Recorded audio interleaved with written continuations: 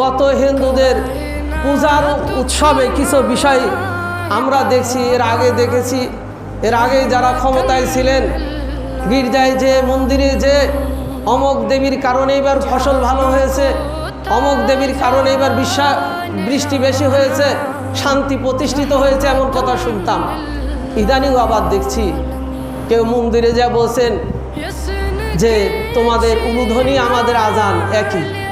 নাউজুবিল্লাহ। আজান কোথায় আর উলুধ্বনি কি? আজানের সাথে একটা ফরজ বিধানের একটা অংশ আজান, আজান আর উলুধ্বনি বলছে এক।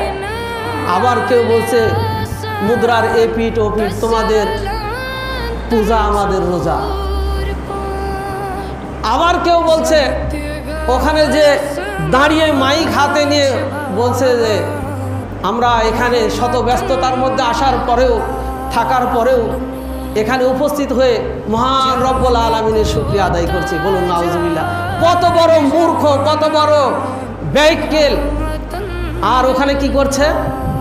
হিন্দুদের দেবদেবীর নামে উৎসর্গিত প্রসাদগুলো খাচ্ছে। এবং তার আগেই ওই ফিলিস্তিনি ভাইদের পক্ষে ইসরায়েলের পূর্ণ বর্জনের যে তালিকা ছিল, সেখানকার সেই কোকোকোলা, 7 আপ দিয়ে তারা ওই গির্জার ভিতরে বসে নাস্তা করছে। এর উদ্দেশ্যটা কি? উদ্দেশ্যটা কি? তাদের একটা সমর্থন লাগবে, তাদের ভোটটা লাগবে।